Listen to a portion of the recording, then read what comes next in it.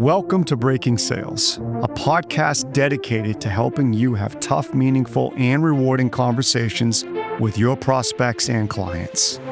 In meaningful, what we mean is these are the conversations you truly feel like you are the prospect or client's conversational peer. There's no anxiousness or uncertainty holding you back. You feel a sense of calm and confidence in asking the tough questions. You're not thrown off by the bad news, and you expect the prospect to think about and invest into the conversation as much as you do. On Breaking Sales, we use the filter of psychology and innate human behavior to deconstruct the many misleading sales approaches that actually work against your efforts to build trust and close the business. Let's get started.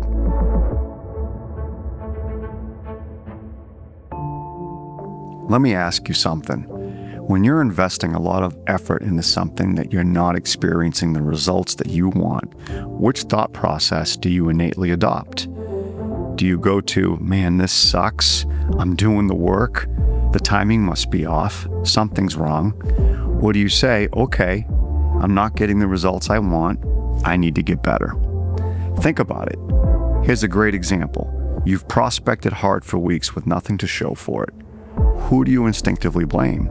Your territory, the economy, your company's pricing, marketing's messaging? I get it. I've heard every version of this story, and some of the explanations might even be partially true. But the moment you decide that those factors are why you're not succeeding, you've surrendered your power to change anything. That's the trap of having a victim mentality. And before you think this doesn't apply to you, it's not just chronic complainers who fall into this trap. When the pressure builds and rejection accumulates, deflecting responsibility starts feeling like a relief. Even high performers find themselves there. Today, Pam and I are exploring how victim mentality creeps into your performance, why it's such a tempting response when things aren't working, and most importantly, why catching yourself at the critical moment is the key to staying empowered. Join us as we explore and share real-life stories on how easy it can be to slip into this dead-end mindset. Let's dive in.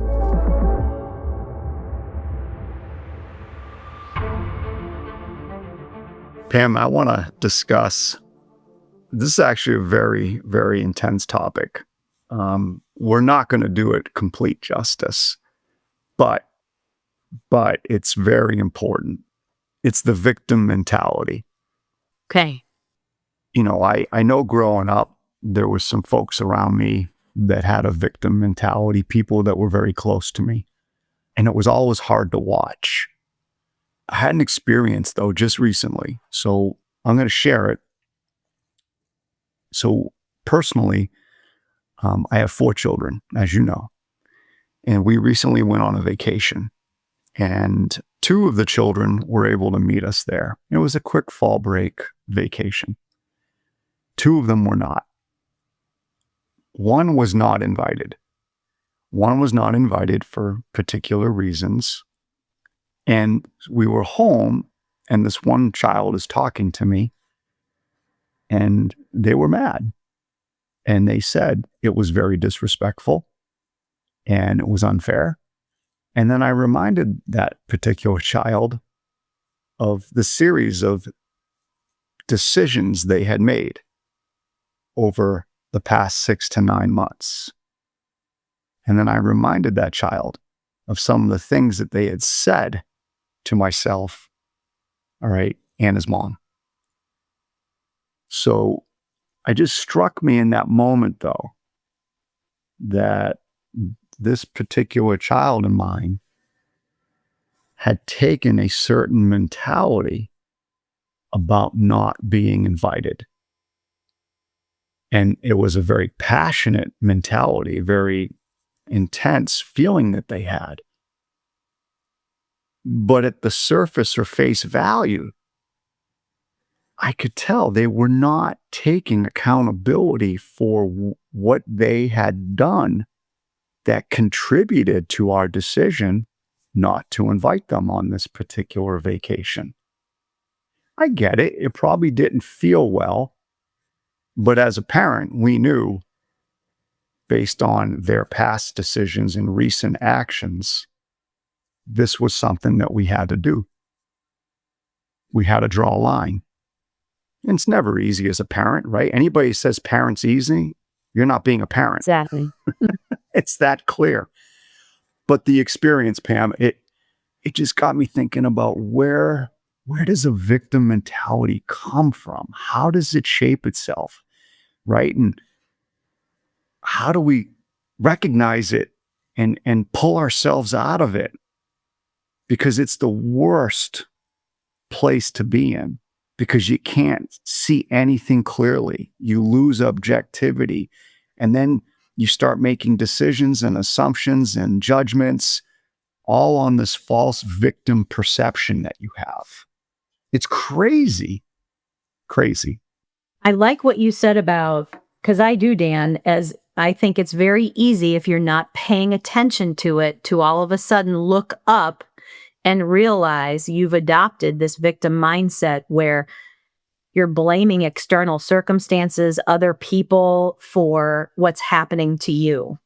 So I agree that I think if you're not watching out for it, it could be really easy to start being that person that's hard to be around because of all the deflecting they're doing when it comes to everything in their life, their results, relationships, all of it. To your point, I think scarcity is a huge contributor. So we talk about mindset all the time, right? We talk about primal mindset all the time, right? And if you take a look at the history of scarcity, scarcity more than likely is something that has happened over tens of thousands of years of evolving. You know, for tens of thousands of years, our ancestors, and this is no joke, our ancestors always had a scarcity of food, a scarcity of shelter, water, right? Protection, all of that. It's an evolutionary mindset, this idea of scarcity. And so I do think when people get to this point where there's so much maybe scarcity that they're feeling, there's so much stress and pressure around the scarcity that they're feeling, this victim mindset's got to be like a coping mechanism. Absolutely. You know, for trying to maybe make sense of things or maybe gain some false control of something.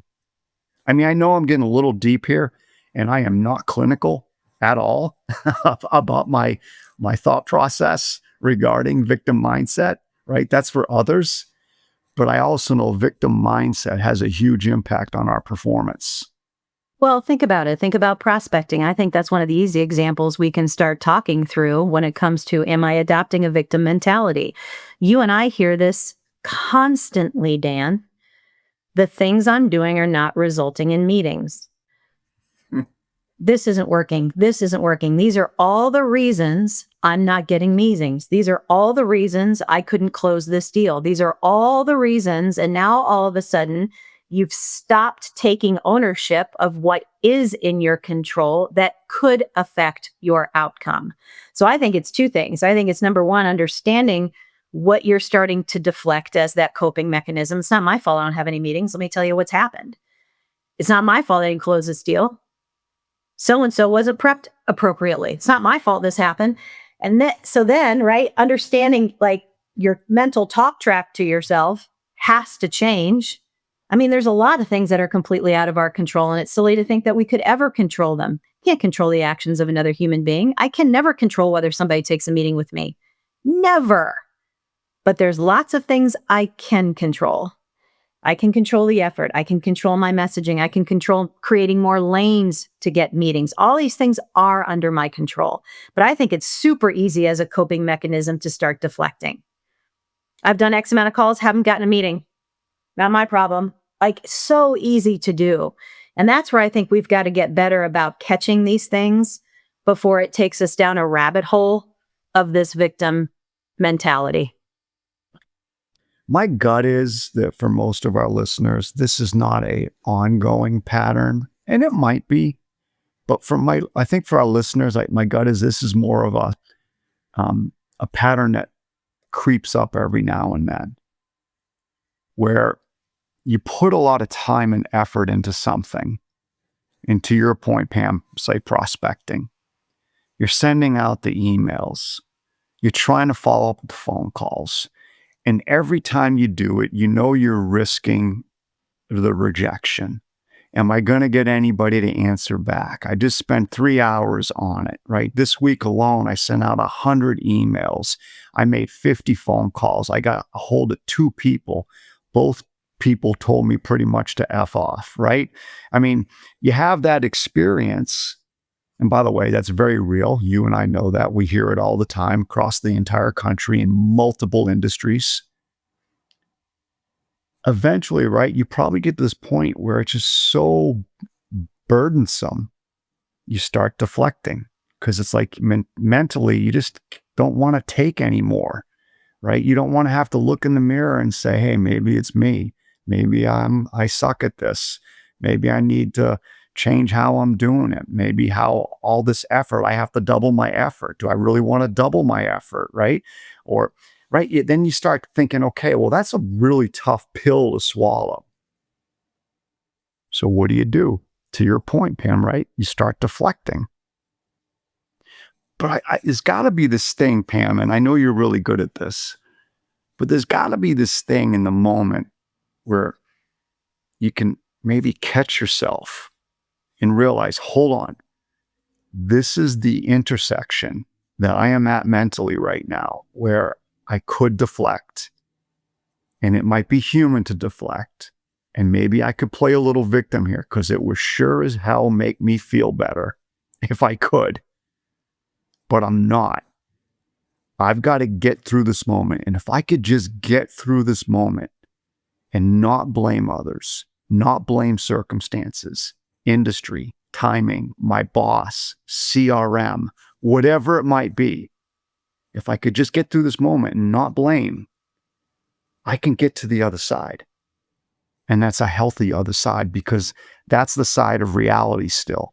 That's the side where I'm still empowered, right? That's the side where I still get to make choices that I am in control and I'm going to continue to move myself forward. I just wish we could like capture that moment more often. A lot of what we talk about, Dan, is you've got to understand how much of this is happening at the subconscious, and our job is to bring it to the conscious level. And you've got to be more self-aware to catch yourself. And, you know, everybody knows Dan and I and Christy work on this constantly. Our jobs were on the road every week, multiple days. And there are things where it can be very easy. I mean, I'll throw myself right under the bus. I've been working on this for years. How do I stop taking a victim mentality when flights and schedules don't go on time and I don't get my 7 hours of sleep and I don't get to eat dinner, a healthy dinner? Like, it's unbelievable. And I've gotten so much better. You know, Pam, even 6 years ago, would just spiral and spiral and spiral. Once again, I'm not going to get in till after midnight, and here we go. And it's so dangerous. And I've learned to say, I like your point, because I think I do this, where I'll say, okay, can you just sympathize with me for just 2 minutes? Like just 2 minutes, sympathize that it's going to be a tough night. And then it's like, okay, Pam, you chose to do this. This doesn't happen to you every single day. You have the choice to have a job where you never have to be on the road. Is that what you want? Would you give this up just so you don't have to experience some really tough nights? And so I like start talking to myself about calm down. You would never want to do anything different. You and I both know it. Settle yourself down. There's plenty of things you can do to change the experience you're having in the airport right now. But Dan, it's hard. And you do have to become a lot more aware of when you start adopting that. Even if you recall, when I first got hired, the big joke is you locked me in a closet for 2 years to do cold calling. Okay. We both know there were plenty of days where I'm like, okay, stop it, Pam. Like, let's rethink about this. Let's think about what I get to do today and how I can challenge myself a bit differently. Like it's so powerful to realize how to stop yourself. Because I think we would all admit, Dan, nobody wants to play the role of victim. Nobody wants that. So, how about I start recognizing what's causing me to go there and learn how to stop it quick? By the way, I at least gave you a bowl of water and a light that you could work I did. by. I had water and I had shelter. It was heated. It was a heated closet. Oh boy. Oh, listen to this. Yeah. See? Yeah. Yeah. Yeah. Yeah. So it's funny, like I had a travel experience recently. I had to go through another city, got to that airport, had to run to get my next flight, which was at a completely different terminal, and got there in time. When I got there, my phone hadn't updated yet. So I saw the screen and the screen said delayed. So I'm like, okay, it was delayed for 40 minutes. So I go and get a coffee and I come back and I do the little work. And I hear some sighs and some groans. And I look up and sure enough, it's delayed again. I mean, so that happened like for another 3 hours. And finally, it got delayed for an hour and a half chunk. So now we're going to be 4.5 hours delayed. So I decided, all right, I'm going to go get something to eat. So I go and get something to eat. And I really want to get to the destination because this was actually for pleasure. And it was on a Saturday. So I go get something to eat. I'm sitting at the restaurant. I finished off my meal, right?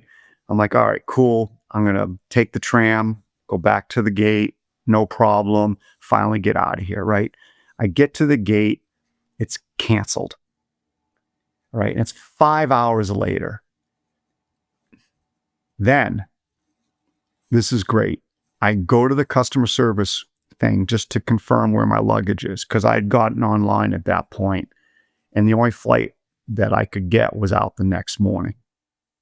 So I'm already knowing that, all right, so I go to the customer service gate. Thank you, American Airlines. I will say that here. And the lady is getting hammered by everybody else. It's my turn. I decide I'm not going to do that to her. So I get to the actual talk to her, and I'm like, all right, so I have to get on this flight. I'm on it. Where's my bags? Can I get my bags? She goes, I would recommend that you don't get your bags. All right. Because if you get your bags, you're going to have to recheck in. And she said something else. And she goes, getting your bags is going to be very tough. I said, well, I don't have anything on me for the night. She goes, well, I'm sorry, sir. Right. She literally said, we're probably not going to be able to get your bags. So I'm like, all right. I go, well, how about a hotel? She goes, sorry, sir, we can't do anything about that. It was a weather issue. I said to her, I go, okay, 6 hours ago was a weather issue. You just canceled this 1 hour ago. That sounds like an operational decision, not a weather decision, because it is sunny out, and it has been sunny out, right, for the last 3 hours. And I know where I'm flying is also sunny. So this was an operational decision 5, 6 hours later. She goes, I'm sorry, sir, there's nothing we can do. I'm leaving the desk, and she goes, sir? I go, yeah. She goes, thank you. I go, for what? She goes, thank you for not yelling at me. Thank you for not taking this out on me. I said, absolutely. I said, I know it's not your fault. Get to the flight the next day in the morning, early in the morning. We're sitting on the flight. There's people all around us who were also affected. They all got their night in the hotel comped. And I'm like, how?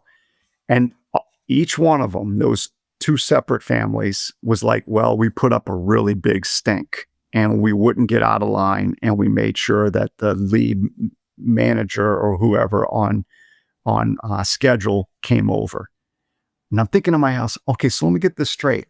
I'm kind to someone. I'm nice to someone. I'm respectful to them because it's not their fault. I get sent on my way. These other folks tear the airline service people a new backside, and they get their night comped. I'm thinking right, but I thought, you know what? It's fine. just the way it worked this time. It'll come back to me the next time. But what a good example of what a victim mentality does to the person across the table from us. When we adopt that mentality, like what it does to the person that has to deal with that. I think that's a great reminder. So not only can you do it to yourself, but that victim mentality is going to affect other people if you let it. Oh, 100%. And I also know that sometimes I remind myself of other people have it tougher. Oh, yes. Yep. I'll always do that. I'll go, you know what, this may suck for me right now, but you know what? Look where I'm headed. Look what I'll be doing. Other people have it tougher. Don't complain. It just is what it is. That's that, I don't think you can diminish. I think some people, it's funny. They're like, oh yeah, positive self-talk. Because I hear that sometimes. People absolutely diminish how powerful your talk track is in the ultimate joy you experience in your life. So those of you that don't believe doing what Dan just did is effective, you should go down a rabbit hole and study that, because there is more out there on how talking to yourself absolutely shapes how your life plays out. I so believe that. So believe that. I do too. And what's funny is, and I have so many stories about travel, and I know you do too. But what's funny is, because travel is stressful. All right, it is. You're not in control of anything.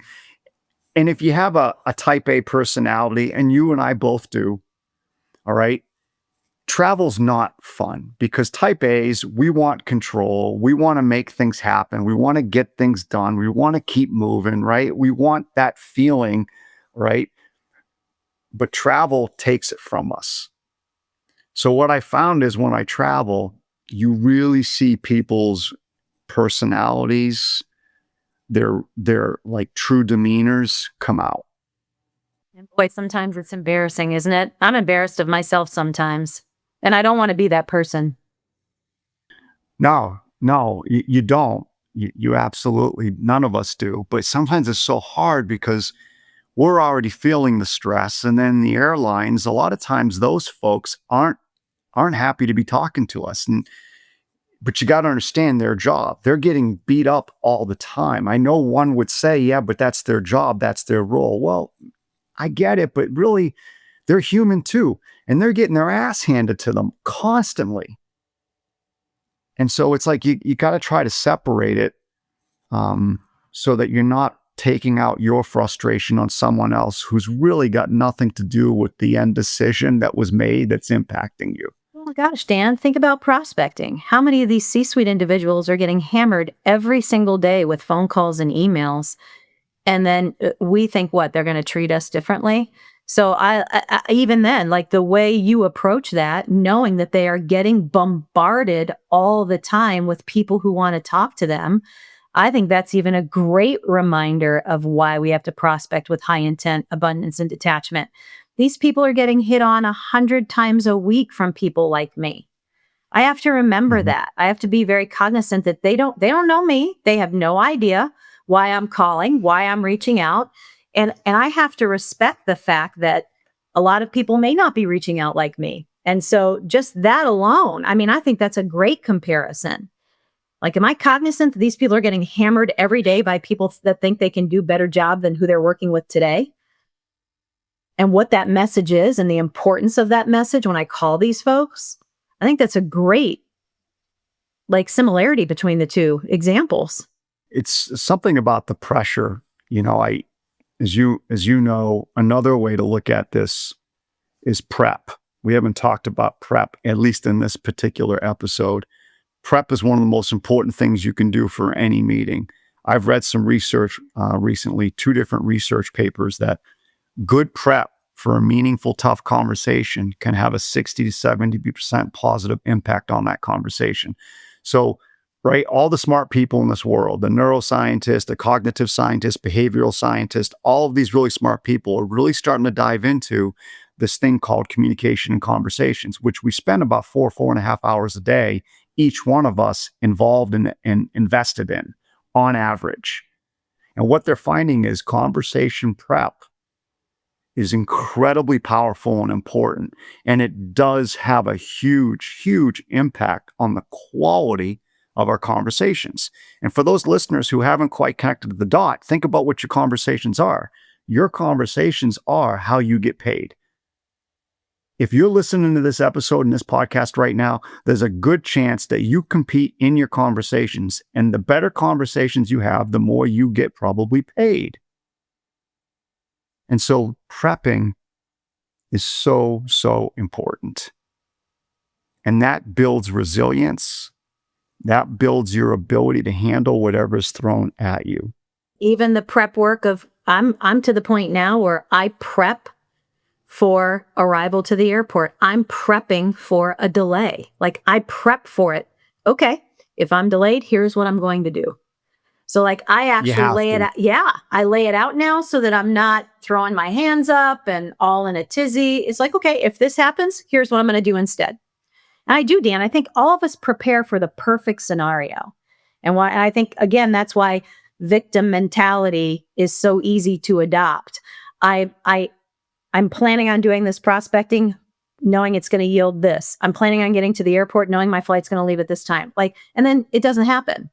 So I love the prepping to also avoid that victim mindset. I can do everything I can to make sure my mindset is in the right place for whatever circumstance I'm put into.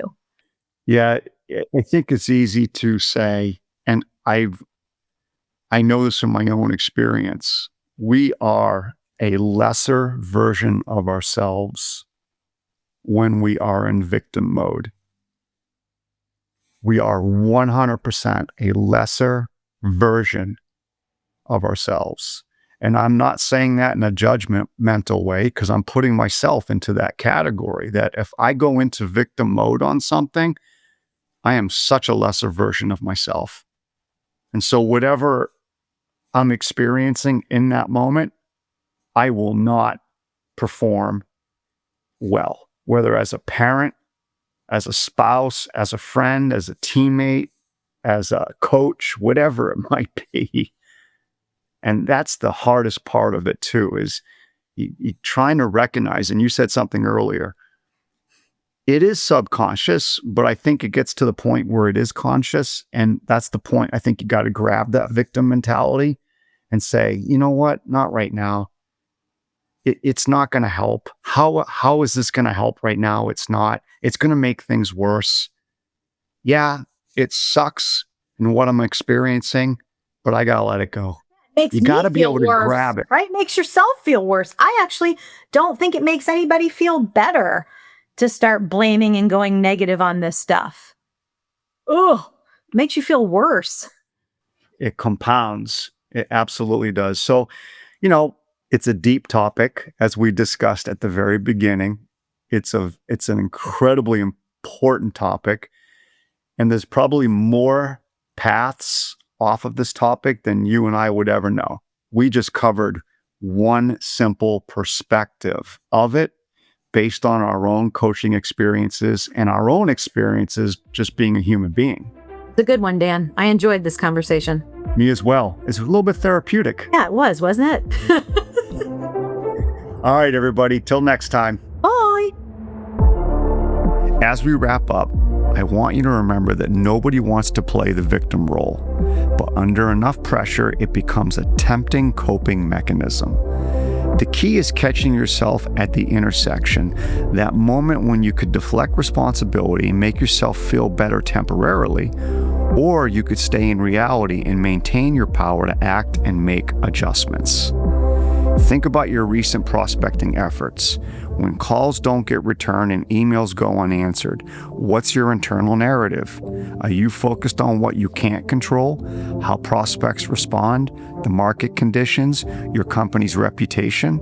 Or are you focused on what you can control, your approach, your consistency, your follow-through? Over the next week, pay attention to your self-talk when things don't go your way.